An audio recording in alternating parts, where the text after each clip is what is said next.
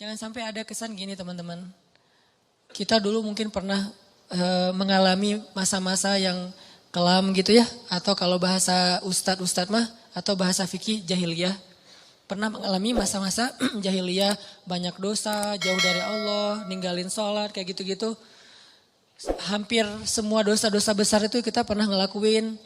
Pas udah hijrah kita ngomong gini, ada untungnya juga sih Ustadz, saya dulu pernah nakal.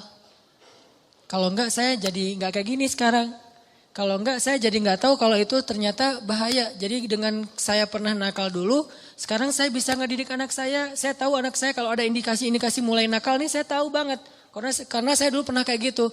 Enggak ada untungnya teman-teman. Yang harus kita syukuri bukan kita pernah nakal. Yang harus kita syukuri, kita pernah nakal tapi Allah masih kasih kita kesempatan. Itu yang kita syukuri, kesempatan tuh. Sampai akhirnya kita bisa berhijrah, Allah kasih hidayah, itu yang kita syukuri.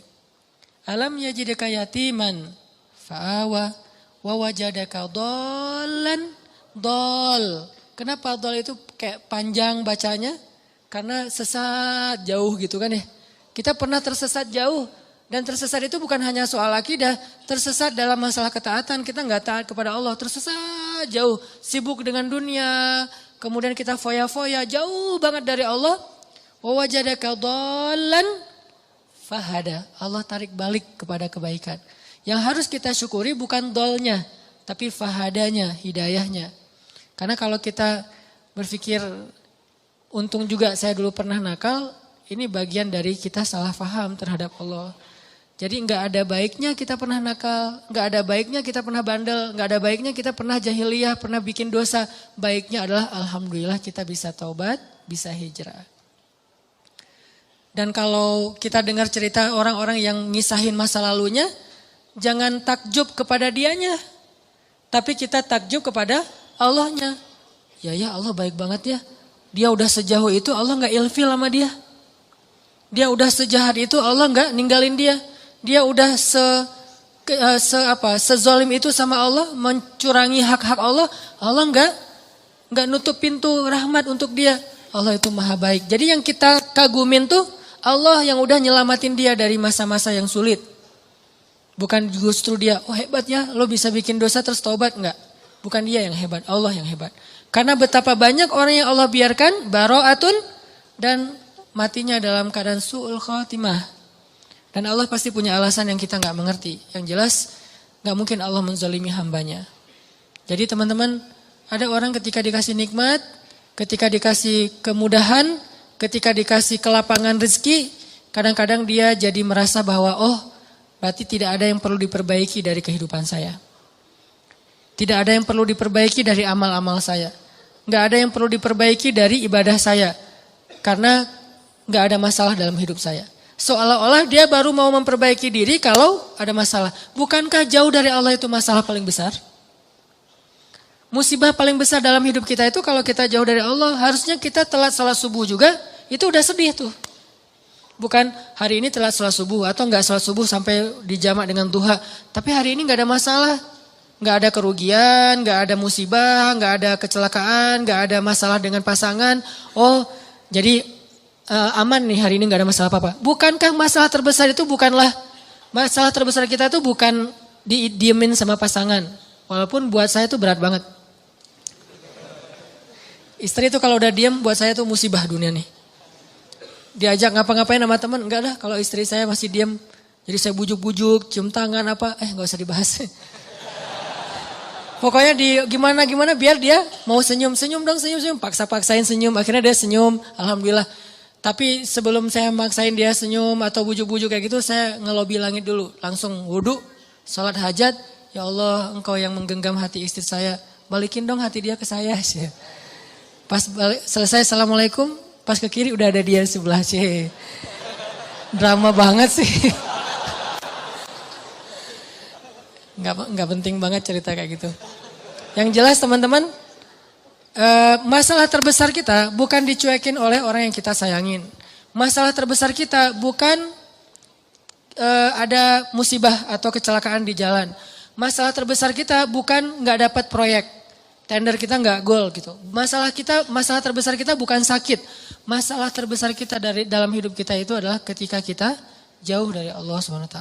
Bisa jauhnya hari ini target tilawah nggak dapat, bisa jauhnya sholat nggak khusyuk, bisa jauhnya sholat kelewat, bisa jauhnya apalagi akhlak nggak benar, kok jadi hari ini saya kepancing emosi. Bisa jauhnya ada orang butuh pertolongan, ditolong oleh orang lain duluan, bukan kita. Padahal kita butuh nolong dia. Jadi bukan dia yang butuh kita, tapi kita butuh nolong dia supaya Allah nolong kita. Tapi hari ini nggak ada yang datang ke rumah kita, kan sedih tuh harusnya ya. Biasanya setiap hari ada aja yang minta tolong ke saya, tapi hari ini kok nggak ada ya. Itu harusnya jadi masalah besar buat kita. Itu aja udah bisa bikin kita nggak kegeeran. Dan nikmat terbesar dalam hidup kita bukan dikasih rezeki, walaupun itu kebaikan. Nikmat terbesar dalam hidup kita bukan dikasih pasangan, walaupun itu ya penting banget. Saya nggak berani ngomong nggak penting, bahaya nanti. Allah cabut lagi kan jadi jomblo, saya kan kasihan. Nggak bisa ngebully orang. Nikmat terbesar dalam hidup kita bukan dikasih pasangan, walaupun itu penting. Nikmat terbesar dalam hidup kita itu bukan kaya raya, walaupun tuh pengen sih. Ada yang pengen miskin? Nabi Muhammad yang pengen miskin. Walaupun kita tahu itu baik, tapi kita nggak berani. Kalau berani coba aja doa. Ya Allah, please dong miskinkan saya. Nggak ada yang berani kan ya? Yang ada Allahumma rzuqni rizqan halalan thayyiban rizqan wasi'an, yang banyak, yang luas, yang halal. Nggak ada yang berani, ya Allah kasih saya rezeki yang pas-pasan aja deh, jangan banyak-banyak amat nanti bingung mau diapain. Nggak ada yang berani gitu. Umar doanya tuh pas lagi tawaf, ya Allah beri saya rezeki sesuai dengan kebutuhan saya. Jangan lebih dari itu, jangan kurang dari itu. Ini pertengahan nih. Kayak gini aja kita nggak berani. Saya nggak berani doa kayak gini nih. Karena kalau dikasih gitu, Allah kok gini-gini amat sih. Karena yang kita butuhkan itu apa? Baju, tempat tinggal, kendaraan, makan. Itu doang. Terus jalan-jalan itu bukan kebutuhan teman-teman. Jadi kalau misalnya kita berdoa kayak Umar, kita udah gak bisa traveling, having trip, jalan-jalan, have fun kayak gitu, kayaknya udah gak bisa. Makanya saya gak mau doa kayak Umar. Ya Allah kasih saya rezeki yang banyak, tapi jangan sampai saya jadi kufur kepada engkau gitu. Doa yang paling aman lah ya. Kalau Nabi Muhammad lebih ekstrim daripada Umar, doanya lebih keren lagi tuh. Ya Allah hidupkan saya sebagai orang miskin, matikan saya sebagai orang miskin, bangkitkan saya bersama orang miskin. Ini kayaknya satu-satunya doa nyunnah yang kita gak berani baca. Karena kalau sampai kita baca itu dan dikabulkan, bahaya ya. Dan kita yakin Allah maha mengabulkan doa. Buktinya apa? Kita nggak berani doa itu. Seandainya kita ragu Allah mengabulkan doa, ya udah coba aja baca doa itu. Kan kita bilang Allah nggak akan kabulkan lah doa saya. Ya udah coba baca. Ya Allah hidupkan saya sebagai orang miskin, berani nggak? Kalau kita nggak berani, berarti secara alam bawah sadar kita masih mengakui Allah maha mengabulkan doa. Buktinya nggak berani minta miskin. Balik lagi, nikmat terbesar yang Allah kasih kepada kita adalah nikmat kedekatan kita dengan Allah Subhanahu wa taala. Dan setelah itu Allah limpahkan nikmat-nikmat lain yang lebih banyak. Tapi yang paling utama adalah kedekatan kita dengan Allah. Makanya kalau Allah kasih kita nikmat dunia seisinya, tapi dicabut nikmat kedekatan dengan Allah, maka jangan kegeeran. Jangan-jangan itu bukan nikmat, tapi istidraj. Kalau kita ngerasa bahwa hidup kita kayaknya lebih nyaman daripada teman kita yang ahli ibadah, jangan kegeeran. Jangan-jangan kita sedang diberikan nikmat biasa, sedangkan dia diberikan nikmat yang luar biasa. Apa nikmat luar biasa? Kenapa dia miskin terus? Karena Allah pengen dekat sama dia. Mungkin dengan miskin dia sering berdoa. Dengan dia sakit dia sering berdoa. Dengan dia dapat masalah terus dia sering berdoa. Sedangkan kita ketika dikasih solusi ke lapangan rezeki jarang berdoa. Ibadahnya nggak getol. Kita dikasih nikmat, dia dikasih nikmat. Tapi siapa yang lebih istimewa? Jangan-jangan dia lebih istimewa justru dengan kemiskinannya, dengan sakitnya, dengan masalahnya. Ini yang dirasakan oleh Abdurrahman bin Auf, teman-teman. Ketika Abdurrahman bin Auf dihidangkan makanan yang sangat banyak oleh istri-istrinya, Abdurrahman malah nangis, bayangin. Jadi dikasih satu buffet, makanannya semuanya ada dessert, appetizer, main course kayak gitu semuanya lengkap. Pas dilihat sama Abdurrahman, nangis. Kalau kita ngeliat itu nangis karena gak pernah makan seenak itu gitu ya. Ini nangis karena aduh kok gini-gini banget ya hidup saya kok nikmat banget sih. Akhirnya istrinya nanya kepada Abdurrahman, "Ma yubki kayak Abdurrahman? Kenapa kamu nangis wahai Abdurrahman bin Auf?" Kata Abdurrahman, "Bagaimana saya tidak nangis? Ada orang yang lebih soleh dari saya, hidupnya susah." Siapa dia? Hamzah dan Mus'ab bin Umair. Sampai keduanya ketika meninggal dalam perang Uhud, Saking miskinnya gak punya kain kafan. Satu-satunya kain kafan mereka selimut kecil yang kalau ditutup kepala kelihatan kaki. Ditutup kaki kelihatan kepala. Saking miskinnya gak punya apa-apa untuk dikafanin.